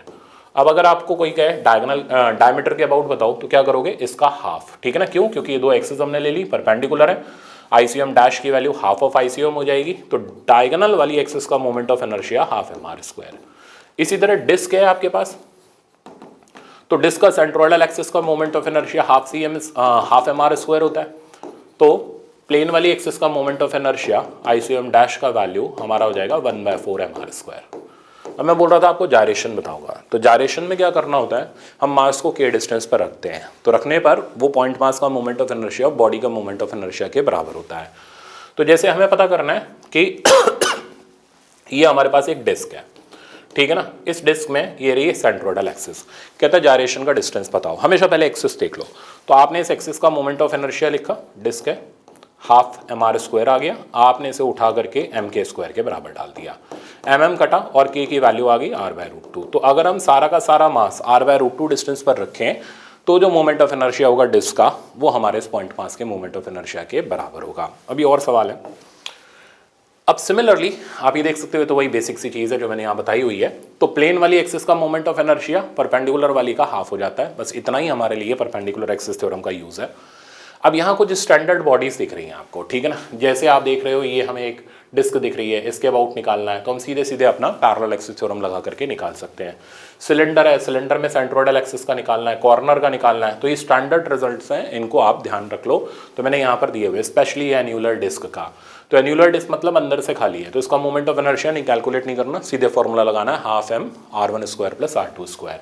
Solid sphere का हमें पता ही है 2/5 M R square. Cylinder, solid cylinder का इसकी एक्सिस के अबाउट हमारा डिस्क वाला ही होता है, हाफ एम आर स्क्वायर। तो ये स्टैंडर्ड रिजल्ट्स याद रखने हैं। एक दो चीज़ें और बता देता हूँ, जैसे ये रही रॉड, ठीक है ना, रॉड का moment of inertia centroidal axis के अबाउट होता है 1/12 ml स्क्वायर, ठीक है ना। अब अगर रॉड से कोई एक्सिस इंक्लाइंड है थीटा एंगल पर, तो इसके अबाउट मोमेंट ऑफ इनर्शिया निकालते वक्त हमें जायरेशन की जरूरत पड़ती है। सबसे पहले हम इसका जायरेशन का डिस्टेंस लिख लेते हैं, वो आ जाएगा L/√12। अब पॉइंट मास से इसे परपेंडिकुलर डालते हुए इंक्लाइंड एक्सिस का मोमेंट ऑफ इनर्शिया लिखते हैं। मैं डायरेक्ट लिख रहा हूँ, तो आई की वैल्यू जो आ जाती है वो आ जाती है ICM, ठीक है ना, साइन स्क्वायर थीटा। तो अगर आपको इंक्लाइंड एक्सिस का मोमेंट ऑफ इनर्शिया निकालना है रॉड में, तो आई साइन स्क्वायर थीटा लगा लो। अगर वो इंक्लाइंड एक्सिस सेंटर से पास कर रही है तो ICM साइन स्क्वायर थीटा हो जाएगा, कॉर्नर से पास कर रही है तो कॉर्नर वाला। तो जैसे ये मान लो थीटा हमें दे रखा होता 30 डिग्री, तो हम लिखते हैं 1/12 ml square sine square 30 degree, ठीक है ना। इसी तरीके से अगर रॉड में हमें ये एक्सिस दे रखी है कॉर्नर से ऐसे पास करती हुई यहाँ से 30 डिग्री पर, अब अगर मोमेंट ऑफ इनर्शिया लिखते हैं तो ये वाला मोमेंट ऑफ इनर्शिया लिखना पड़ता 1/3 ml square time sine square 30। तो आप इजीली यहाँ से रिजल्ट को वर्कआउट कर सकते हो बिना किसी दिक्कत के, रॉड की इंक्लाइंड एक्सिस का मोमेंट ऑफ इनर्शिया। नेक्स्ट आप देख रहे हो छोटे मोटे प्रॉब्लम हमारे मोमेंट ऑफ इनर्शिया और जायरेशन के ऊपर, तो हमेशा एक्सिस का ध्यान रखना होता है इसके अंदर। तो इसमें 3 पॉइंट मासेस दे रखे, हमें इस O डैश के अबाउट मोमेंट ऑफ इनर्शिया निकालना है, तो हर किसी का कॉन्ट्रीब्यूशन देखना पड़ेगा। ये एक्सिस इससे पास कर रही है तो इसका कॉन्ट्रीब्यूशन 0 हो जाएगा, यहाँ से इसका परपेंडिकुलर डिस्टेंस a/2 हो जाएगा, यहाँ से भी परपेंडिकुलर डिस्टेंस a/2 हो जाएगा। तो moment of inertia of whole system about IOO dash, इसका 0, ma²/4 एंड ma²/4। तो फाइनल रिजल्ट आ गया ma²/2। तो this is the moment of inertia of whole system about OO dash. कोई कहे जायरेशन बता दो, तो हम क्या करेंगे, इस मोमेंट ऑफ इनर्शिया को m² के बराबर डाल देंगे। m ध्यान रखना टोटल मास होगा, तो 3m² तो जायरेशन का डिस्टेंस हमारे पास आ गया a/√2 √6। तो दिस इज डायरेक्शन, हालांकि पूछा नहीं गया, ये मैंने अपनी तरफ से आपको बता दिया। नेक्स्ट देखते हैं। नेक्स्ट आप देख रहे हो 4 रॉड दे रखी है, डायगोनल के अबाउट मोमेंट ऑफ इनर्शिया निकालना है। ये भी बहुत फ्रीक्वेंट प्रॉब्लम है। हम क्या करेंगे, हम सबसे पहले इसमें निकालेंगे सेंट्रोइडल एक्सिस, इस एक्सिस का मोमेंट ऑफ इनर्शिया, क्योंकि ये बहुत आसान है। और फिर हम जो अभी परपेंडिकुलर एक्सिस थ्योरम सीखी है कि अगर सिमेट्रिकल एक्सिस होती हैं तो फिर इसका मोमेंट ऑफ इनर्शिया इसका हाफ हो जाता है, हम ये थ्योरम यूज कर लेंगे। तो पहले हम आईसीएम निकालेंगे। हर एक रॉड का हमें यहाँ से परपेंडिकुलर डिस्टेंस चाहिए होगा, सब सिमेट्रिकली लोकेटेड है, तो एक का निकालो, बाकियों का अपने आप आ जाएगा। तो मैं इसको आईसीएम भी नहीं डाल रहा, आईसी नाम डाल देता हूं। तो आईसी की वैल्यू निकालने के लिए हमें यूज करनी पड़ेगी parallel axis theorem, ICM plus MH square, ठीक है ना। तो आईसी का वैल्यू हो गया आईसीएम प्लस एमएच स्क्वायर, ये एक रॉड का है, ध्यान रखना। आईसीएम हो गया 1/12 ml square plus M, H की जगह मेरे पास आ गया ये डिस्टेंस विच इज L/2 यानी L²/4। तो फाइनल रिजल्ट आ गया 1/3 ml स्क्वायर। तो total moment of inertia about c ये आ गया 4/3 ml स्क्वायर। समझ गए होगे मेरे ख्याल से, ठीक है ना। अब अगर आपको डायगोनल का मोमेंट ऑफ इनर्शिया चाहिए तो जस्ट आधा कर दो, यानी half of ITC, that means ये आ जाएगा 2/3 ml स्क्वायर। मान लो आपसे जायरेशन पूछता है इस एक्सिस के अबाउट, तो 4m² डाल दो, वहां से k का वैल्यू निकाल सकते हो। तो आई थिंक ईजिली आप यहाँ पर मोमेंट ऑफ इनर्शिया के प्रॉब्लम को अटेम्प्ट कर सकते हो बिना दिक्कत के। नेक्स्ट चलते हैं। अब ये कह रहा है कटेड पार्ट, हमने एक सिमेट्रिकली बॉडी से कटेड पार्ट निकाल लिया, पूरी डिस्क थी, इतना पार्ट हमने रिमूव कर लिया। तो मोमेंट ऑफ इनर्शिया के फॉर्मूले में कोई चेंज नहीं आता, वो अभी भी वैसा ही रहता है जैसा पहले होता है। जैसे डिस्क का मोमेंट ऑफ इनर्शिया ½ mr² था, अभी भी ½ mr² ही रहेगा, बस मास की वैल्यू डालनी पड़ेगी। मास हमें किसका डालना पड़ेगा, बचे हुए बॉडी का, ठीक है ना। अब हमने थीटा एंगल का पोर्शन निकाला है, तो इसका मास हो जाएगा m/2π इंटू थीटा। समझ गए होगे, सिंपल है, हमने डेंसिटी कंसेप्ट यूज कर लिया। तो बचे हुए बॉडी का, कटेड बॉडी, रिमेनिंग बॉडी का मास हो जाएगा total mass minus m/2π into theta, और मोमेंट ऑफ इनर्शिया हो जाएगा ½ mr into r²। That's it, खेल खत्म। ये भी डायरेक्ट पूछा जाता है। नेक्स्ट आप देख रहे हो टॉर्क। अब टॉर्क के कंसेप्ट में हमारे पास आता है मूवमेंट ऑफ फोर्स का प्रॉब्लम, जिसके अंदर मैं आपको दिखाऊं। तो आप ये देख रहे हो प्रिंसिपल ऑफ मूवमेंट, ठीक है ना। तो प्रिंसिपल ऑफ मूवमेंट मैंने पूरा एक्सपेरिमेंटल फिजिक्स के अंदर पढ़ाए हुए हैं, जिसमें मैंने फॉल्स बैलेंस, ट्रू बैलेंस, इन सब के सवाल भी कराए हुए हैं, तो आप ये वहां पर देख सकते हो। टॉर्क निकालनी है। टॉर्क क्या होता है, torque turning effect of force को बोलते हैं। तो हमने जैसे ये फोर्स लगाई, ठीक है ना, हमें इसका टर्निंग इफेक्ट निकालना है। तो पहला तो तरीका हो गया, हम मोमेंट आर्म को F से क्रॉस प्रोडक्ट ले लेते हैं, यानी R क्रॉस F कर दें तो हमें टॉर्क मिल जाएगी। अगर हम इस फॉर्मूले को एक्सपैंड करें तो ये आ जाएगा RF sin थीटा। अब इस चीज को और थोड़ा समझे तो RF sin थीटा को और थोड़ा एलैबोरेट करें, तो अगर हम इस F के कंपोनेंट करें तो एक आएगा रेडियल कंपोनेंट जो कि हो गया F cos थीटा, और एक होगा टेंजेंशियल कंपोनेंट जो हो गया F sin थीटा। तो टॉर्क हमेशा परपेंडिकुलर कंपोनेंट ही देता है, रेडियल कंपोनेंट की वजह से कोई टॉर्क नहीं मिलती। जैसे एग्जांपल, पेन को मैंने यहाँ इंच कर दिया, मैं फोर्स यहाँ पर लगाऊं हिंज पे, कोई टॉर्क ही नहीं मिलेगी। यहाँ लगाऊं तो बिल्कुल टॉर्क मिलेगी, ऐसे करके पैरेलल खींचूं कोई टॉर्क नहीं मिलेगी। तो हमेशा टर्निंग इफेक्ट परपेंडिकुलर फोर्स देती है। तो या तो F के कंपोनेंट कर लो या R को परपेंडिकुलर बना लो, चॉइस आपकी है। दूसरा तरीका है, अगर आप क्रॉस प्रोडक्ट से करना चाहते हो, जब आपको R और F दे रखा है तो अपना वो डिटर्मिनेंट मेथड लगा करके हम इसको सिंप्लीफाई कर सकते हैं।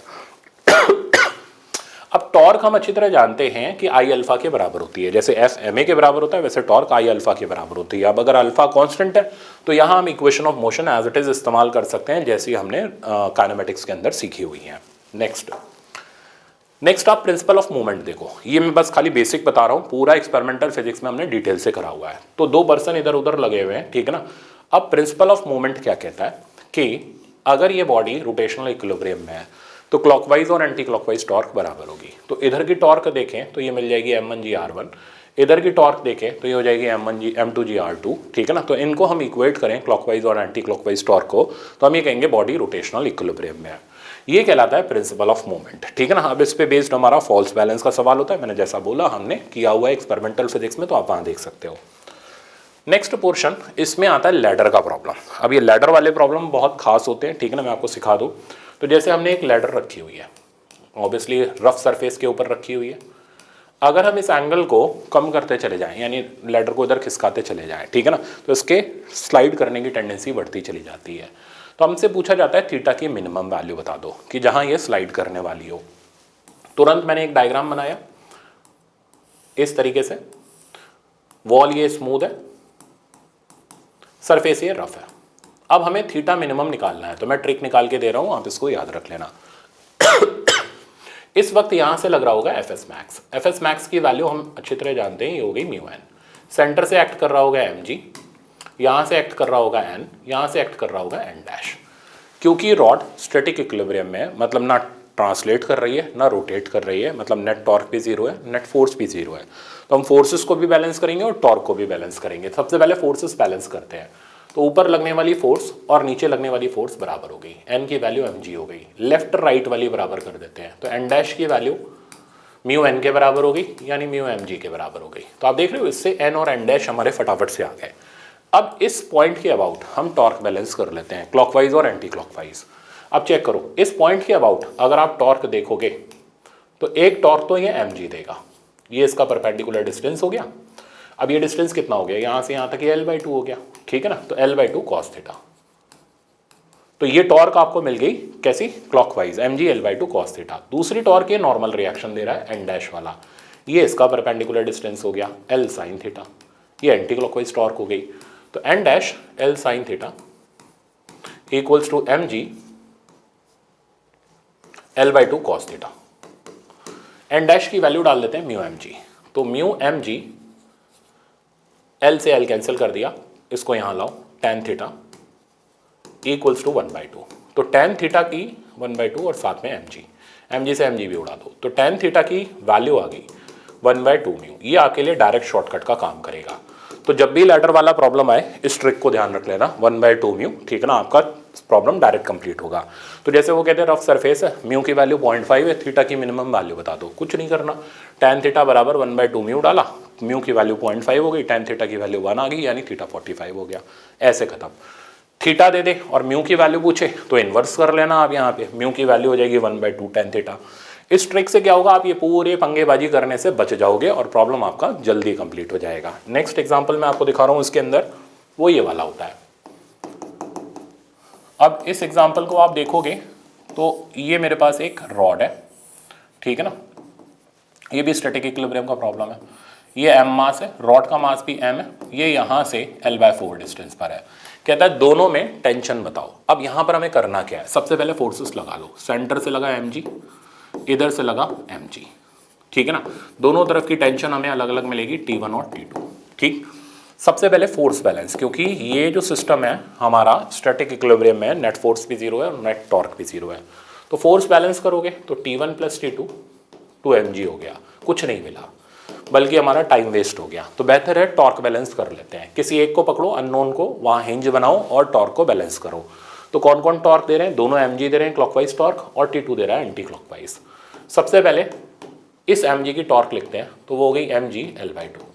अगले mg की लिखते हैं, तो वो हो गई mg L/2 + L/4, यानी mg 3L/4। और T2 की टॉर्क के इक्वेट कर देते हैं T2 × L। तो आप देख सकते हो यहाँ से T2 आ गया, T2 आ गया तो पुट करते हुए हम T1 की वैल्यू निकाल सकते हैं। तो ये कुछ स्टैटिक इक्विलिब्रियम के प्रॉब्लम होते हैं जो मेंशन्ड है आपके सिलेबस के अंदर हैं और आपसे पूछे भी जाएंगे। तो मेरे ख्याल से समझ आ गया होगा। नेक्स्ट हम चलते हैं टॉपलिंग। टॉपलिंग बहुत से स्टूडेंट को कंफ्यूज करता है, परेशान रहते हैं बेचारे टॉपलिंग करने में, ठीक है ना। तो मैं टॉपलिंग के बारे में बताता हूँ। तो देखो, टॉपलिंग भी टॉर्क बैलेंस का ही सवाल है। आप कैसे इसको अटेम्प्ट करते हैं, मैंने एग्जाम्पल रखा हुआ है। ये कह रहा है हमने 2 mg की फोर्स लगाई और ये ब्लॉक जो है स्लिप नहीं कर रहा। तो जैसे मान लो आपने एक ब्लॉक यहाँ पर रखा हुआ है, अब अगर आप उसको यूं करके पुश करोगे तो क्या होगा, लुढ़क जाएगा, यही टॉपलिंग है। तो इस पॉइंट के अबाउट ये ब्लॉक क्या होगा, टॉपल कर जाएगा। आप इसके लाइन ऑफ एक्शन को आगे बढ़ा दो, F = 2 mg। तो ये 2 mg का जो टॉर्क है, ठीक है ना, ये टॉर्क हो गया 2 mg × h। ये इसको टॉपल कराने की यानी रोटेट कराने की कोशिश कर रहा है। और सेंटर से लगने वाला जो इसका mg का टॉर्क है, ये डिस्टेंस हो गया हमारा a/2, ये इसको रोकने की कोशिश कर रहा है। तो टॉपल कब करेगा, जब ये टॉर्क इस टॉर्क से ज़्यादा हो जाए। यही सिंपल सा कंसेप्ट है। तो F × h must be greater than equal to mg × a/2। F की वैल्यू हमें दे रखी है कितनी, 2 mg। तो हम पुट कर देते हैं, जैसा दे रखा है वैसा पुट करना है। 2 mg h greater than equal to mg a/2। mg cancel हुआ, h की वैल्यू मेरे पास आ गई a/4। तो a/4 डिस्टेंस से अगर हम ये फोर्स लगाएं, यानी यहाँ से a/4 डिस्टेंस पर लगाएं, तो ये ब्लॉक को टॉपल कराने में कैपेबल होगी बिना स्लिप कराए। तो आई थिंक आपको बहुत ईजिली और बहुत सिंपल तरीके से टॉपलिंग आ गया होगा। नेक्स्ट देखते हैं। नेक्स्ट है इनिशियल एंगुलर एक्सेलरेशन। ये भी अच्छा कंसेप्ट माना जाता है पर बहुत सिंपल सा है, ठीक है ना। देखो क्या है, हमने इस रॉड को छोड़ा, जैसे ये पेन है मेरे हाथ में, मैंने इस पेन को छोड़ा, क्या होगा, ये इनिशियली इस तरीके से रोटेट करेगा। हमें अल्फा निकालना है और हिंज पे लगने वाला नॉर्मल निकालना है। मेथड, सबसे पहले फोर्सेस लगाओ, तो इधर से लगा mg, यहाँ से लगा नॉर्मल। क्योंकि बॉडी रोटेट कर रही है तो एंगुलर एक्सेलरेशन अल्फा ले लो, ठीक है ना। सबसे पहला टास्क रहेगा टॉर्क बराबर आई अल्फा से हम अल्फा की वैल्यू निकालेंगे। तो हिंज के अबाउट हमने टॉर्क देखी, टॉर्क मिल गई mgh इक्वल्स टू हमने आई अल्फा डाला, यहां से अल्फा का वैल्यू मिल गया mgh डिवाइडेड बाय आई।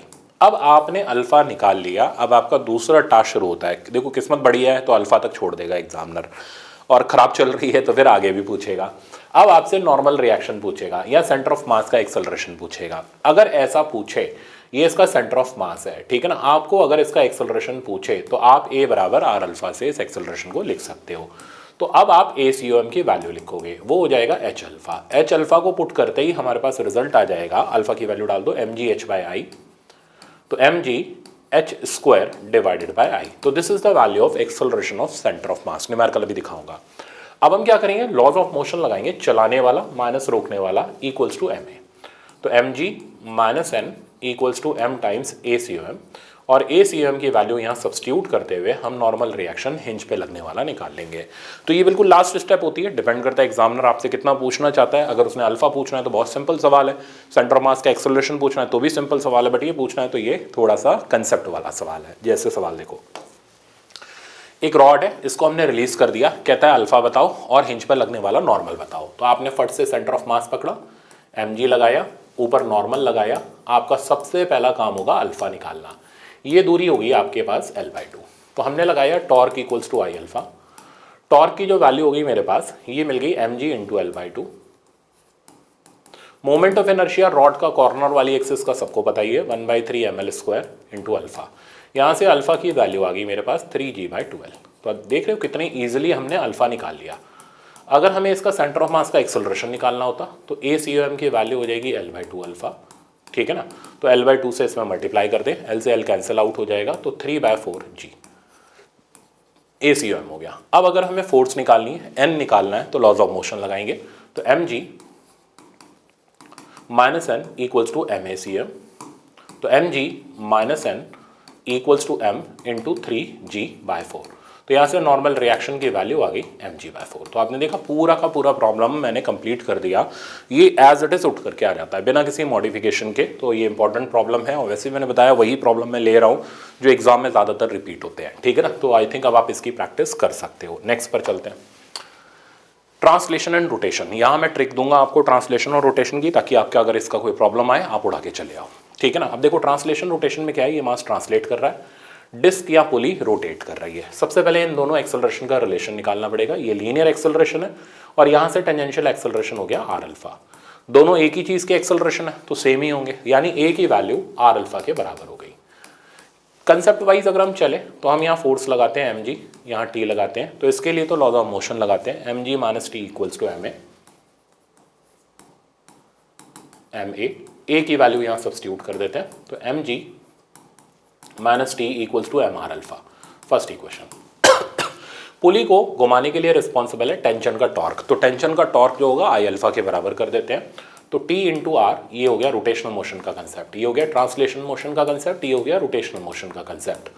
तो टी आर की वैल्यू हमने आई अल्फा डाल दी, यहाँ से अगेन हमारे पास अल्फा की वैल्यू आ गई, या ऐसे बोल लो टी की वैल्यू आ गई, और ये टी की वैल्यू हमने ले ली, ये मिल गई I alpha divided by R. इसको इधर सब्स्टिट्यूट कर देते हैं, तो M G minus I alpha by R equals to M R alpha, और यहाँ से अल्फा की वैल्यू लिख लेते हैं, ये आ जाती है M G R divided by I plus M R square. अब आप इंतजार कर रहे होंगे सर शॉर्टकट बताएंगे, बिल्कुल बता रहा हूँ, ठीक है ना। तो शॉर्टकट ये है कि आप पूरे को सिस्टम में ले लो। अब जैसे लॉज ऑफ मोशन में आपने सीखा था चलाने वाला माइनस रोकने वाला बाय टोटल मास ए के बराबर होता है, वैसे ही यहाँ पर होता है घुमाने वाला टॉर्क माइनस रोकने वाला torque divided by total moment of inertia alpha के बराबर। तो मैं यहाँ लिख करके बताता हूँ।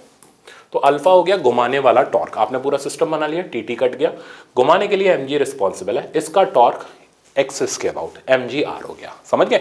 डिस्क का तो mg कोई काम का ही नहीं, वो तो हिंज से एक्ट कर रहा है, तो घुमाने वाला टॉर्क हो गया mgr, रोकने वाला कोई है नहीं। अब नीचे total moment of inertia, point mass का मोमेंट ऑफ इनर्शिया mr² हो गया और डिस्क का मोमेंट ऑफ इनर्शिया i हो गया। अब आप चेक कर लो, एक लाइन के अंदर हमने सारा खेल खत्म कर दिया। तो अल्फा तो आप डायरेक्ट लिख सकते हो, अल्फा आ गया तो ए की वैल्यू आ जाएगी आर अल्फा करते हुए, ए और अल्फा आ गया तो टेंशन कहीं से भी आप लॉज ऑफ मोशन या torque equals to I alpha से आप टेंशन निकाल सकते हो। जैसे आप इसको देखो, अब ये लेंदी प्रॉब्लम है बट हमारे लिए आसान है। अब दोनों तरफ m1 m2 के मास है, इधर m1g इधर m2g, ठीक है ना। ये डिस्टेंस आपको दिखाई दे ही रहा होगा, r के बराबर है। अब हम मान के चल रहे हैं ये पुली ऐसे रोटेट कर रही है, ये नीचे भाग रहा है, ये ऊपर भाग रहा है, ठीक है ना। अब हम यहाँ पर अल्फा का वैल्यू लिखते हैं, तो अल्फा का वैल्यू हो गया घुमाने वाला टॉर्क, तो m1gr,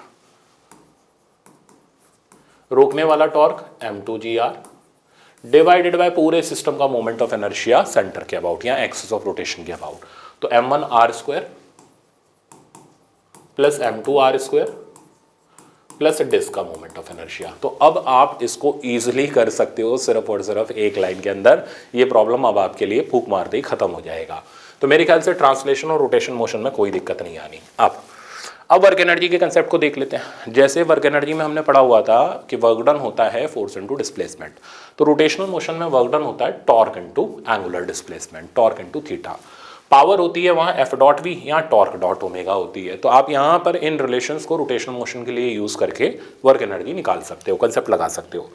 काइनेटिक एनर्जी का फॉर्मूला प्योर रोटेशन में हाफ आई ओमेगा स्क्वायर होता है, यानी L²/2I लिख सकते हैं, जहाँ L हो जाता है एंगुलर मोमेंटम जिसको हम बोलेंगे I omega.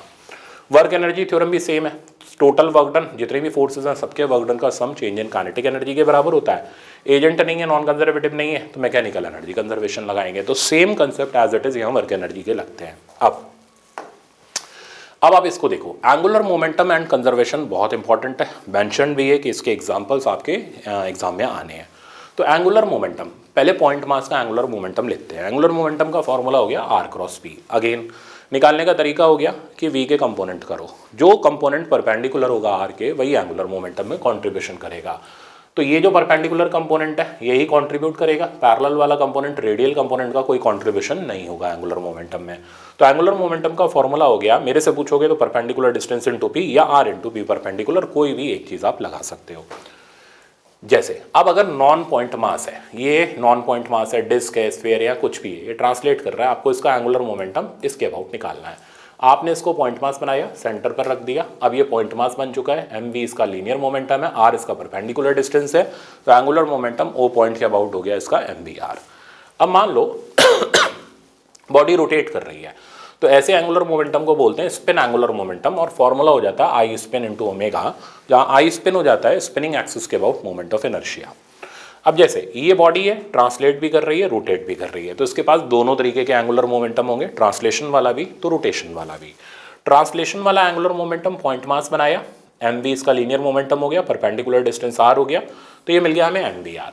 Sense of direction देखोगे तो ये mvr वाला एंगुलर मोमेंटम आप देखो ये है क्लॉकवाइज, तो डायरेक्शन आ जाएगा अंदर की तरफ राइट हैंड थंब रूल से, -k। स्पिन एंगुलर मोमेंटम देखोगे तो सेंटर के अबाउट स्पिन कर रहा है, और स्पिन एंगुलर मोमेंटम भी अंदर चला जाएगा आई ओमेगा -k। टोटल लिखोगे तो दोनों का वेक्टर सम कर लो। तो ये होता है हमारा सिंपल सा रिजल्ट एंगुलर मोमेंटम के प्रॉब्लम्स को सिंप्लीफाई करने का। नेक्स्ट मैं आपको दिखाता हूँ। अब हम आ जाते हैं कंजर्वेशन पर। देखो कंजर्वेशन तब लगता है जब नेट एक्सटर्नल टॉर्क 0 हो, तो जब टॉर्क 0 होगी तब एंगुलर मोमेंटम कंजर्व होगा, इनिशियल और फाइनल बराबर होगा। जैसे सबसे पहला एग्जांपल वही आ जाता है, वो हाथ फैला के शाहरुख खान बन जाते हैं, ठीक है ना। तो रोटेटिंग डिस्क वाला कि एक पर्सन है डिस्क के ऊपर खड़ा हुआ, उसने अपने हाथ फैला दिए, ठीक है ना, तो एंगुलर मोमेंटम कंजर्व है। हाथ अगर बाहर निकालोगे तो मोमेंट ऑफ इनर्शिया बढ़ जाएगा, मोमेंट ऑफ इनर्शिया बढ़ जाएगा तो एंगुलर स्पीड कम हो जाएगी। तो वो तो आप स्पिनिंग व्हील वाला तो बहुत ईजिली कर सकते हो।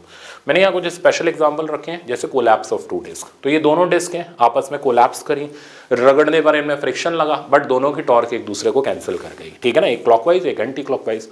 तो हमने क्या किया, बिल्कुल इसके अंदर सेम वही परफेक्टली इनइलास्टिक कोलिजन जैसा रिजल्ट लगाया, और नोटिस किया कि फाइनली ये सेम स्पीड से चल रही है। तो एंगुलर मोमेंटम कंजर्वेशन लगाया, I1 omega 1 plus I2 omega 2 equals to I1 plus I2 omega. तो बिल्कुल वैसा ही है, वहाँ क्या था M1 V1 plus M2 V2 equals to M1 plus M2 V। यहाँ मास की जगह मोमेंट ऑफ इनर्शिया आ गया, तो कॉमन एंगुलर वेलोसिटी ये निकल गई। लॉस इन काइनेटिक एनर्जी निकालोगे तो सेम फॉर्मूला है, वो होल स्क्वायर यहाँ लगाना ज़रूरी है, बस यहाँ मास की जगह I1 I2 आ जाएगा, दैट्स इट, खेल खत्म। जैसे आप ये सवाल देखो, ये कह रहा है दो डिस्क है, एक का मास 2m है, रेडियस 2r है, एक का मास m है, रेडियस r है, ये घूम रही थी ओमेगा से, इनको कोलैप्स करा दिया। अब ये क्या जानना चाहता है, फाइनल एंगुलर वेलोसिटी और लॉस इन काइनेटिक एनर्जी। तो फाइनल एंगुलर वेलोसिटी हो जाएगा, हम तो सिंपल वही लगाएंगे, m1v1 plus m2v2 divided by m1 plus m2, बस मास की जगह मोमेंट ऑफ इनर्शिया। तो I1 ओमेगा 1 वो तो पार्ट हो गया जीरो, क्योंकि वो तो रेस्ट पर थी ऊपर वाली डिस्क।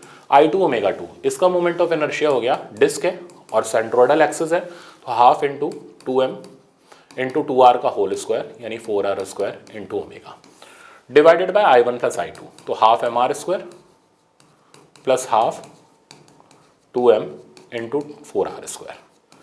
तो अब इससे आप इजीली फाइनल एंगुलर वेलोसिटी निकाल सकते हो, ठीक है ना। तो ये फाइनल एंगुलर वेलोसिटी हम निकालेंगे, 4 2 8, 8 और 1 9, तो ये ऊपर आ गया 8 ओमेगा डिवाइडेड बाय 9। तो this is the value of final angular velocity, direct ही कर दिया मैंने। लॉस इन काइनेटिक एनर्जी निकालना है, तो लॉस का फॉर्मूला हो गया हमारा half I1 I2, I1 plus I2 omega 1 minus omega 2 का होल स्क्वायर, पुट कर दो, तो हाफ I1 I2, I1 की जगह हमने सब्सटीट्यूट कर दिया पहले वाले का मोमेंट ऑफ इनर्शिया यानी हाफ mr स्क्वायर। एक काम करते हैं, इसको सिंप्लीफाई करके I ले लेते हैं, ज़्यादा आसान रहेगा। तो ये I हो गया, ये हमारा 8I हो गया, ऐसे करके चल लेते हैं। तो half I into 8I bye 9I, सही है, सिंपल हो गया ये। और इधर बचा ओमेगा स्क्वायर, तो एक I तो गया तो 4/9 I ओमेगा स्क्वायर। अब आप I की वैल्यू डाल दो, तो 4/9 I की वैल्यू हो गई half mr square into omega square. This is the value of loss in kinetic energy. तो कोलैप्स ऑफ टू डिस्क का सवाल अब आप इजीली लगा सकते हो बिना दिक्कत के। दूसरी चीज़ दिखाता हूँ, दूसरी चीज़ है टेंजेंशियल मोशन। आप देख रहे हो सामने ये पर्सन इस तरीके से टेंजेंशियली मूव कर रहा है, ये सवाल अच्छे सवाल माने जाते हैं। अब इसमें दो केसेस हैं, या तो इसकी स्पीड दे रखी है विद रिस्पेक्ट टू ग्राउंड या विद रिस्पेक्ट टू डिस्क, ठीक है ना। तो अगर ये ग्राउंड के रिस्पेक्ट में कर रहा है, इनिशियली तो रेस्ट पर था, तो इनिशियल एंगुलर मोमेंटम 0 हो गया। अब अगर ये ग्राउंड के रिस्पेक्ट में v की स्पीड से चला,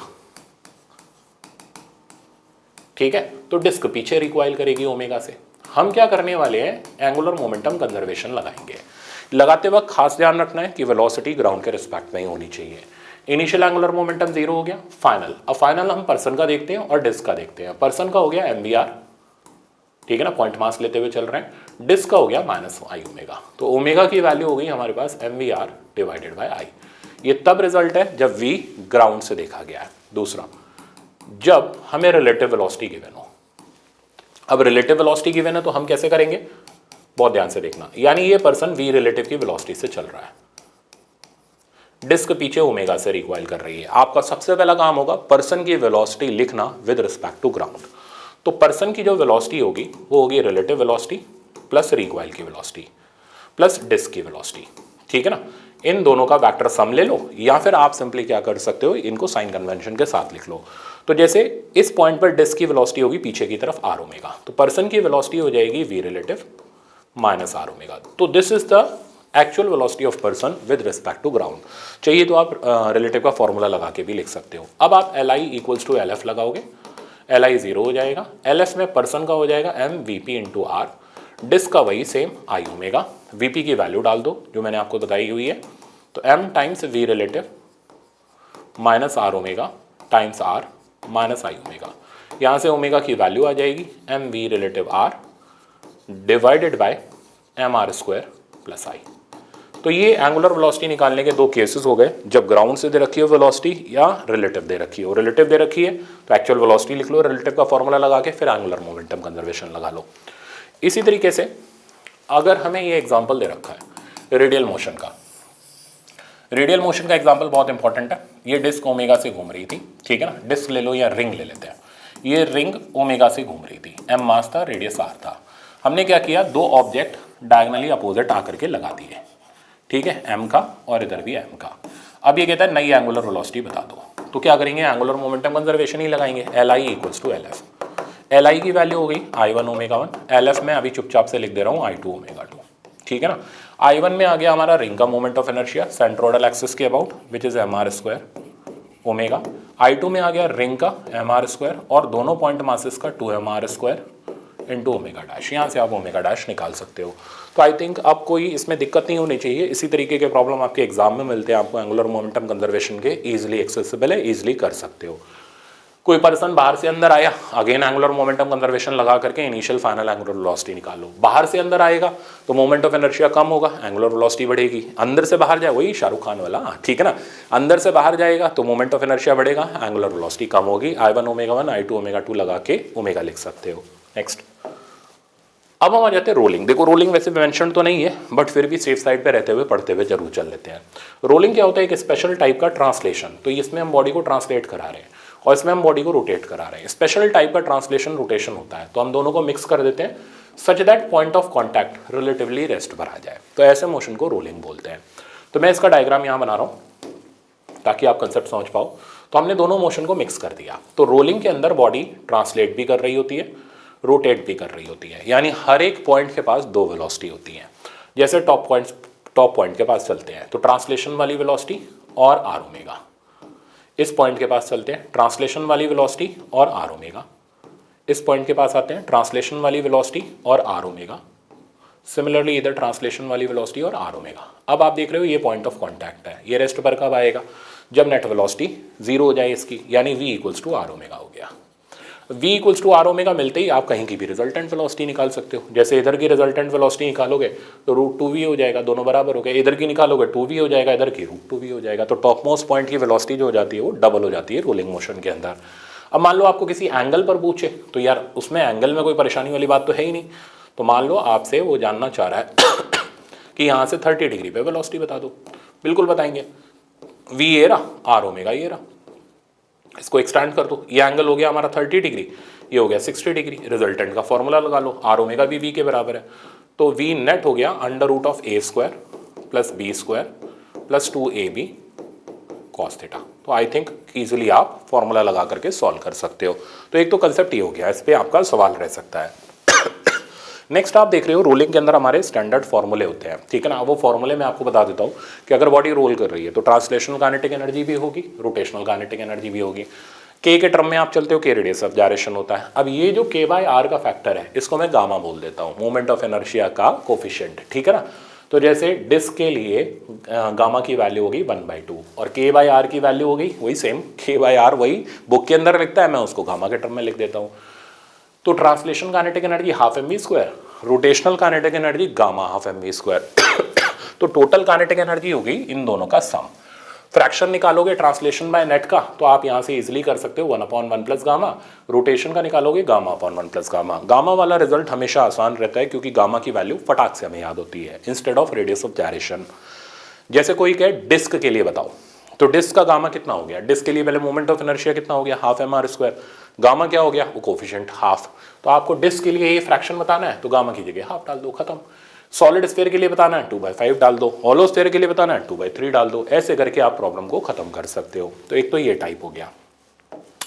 दूसरा टाइप आप देख रहे हो rolling on incline plane. Again formula based है, डायरेक्ट ध्यान रखना है। तो हमने बॉल को छोड़ दिया, रोल करती हुई नीचे आ रही है। बाकी क्योंकि बहुत ज़्यादा रोलिंग का मेंशन नहीं है सिलेबस के अंदर, इसलिए हम इन डेप्थ घुस नहीं रहे रोलिंग में। तो एक्सेलरेशंस के रिजल्ट याद कर लेते हैं। तो रोल करती हुई बॉडी के एक्सेलरेशन का value g sin theta by 1 plus gamma हो गया।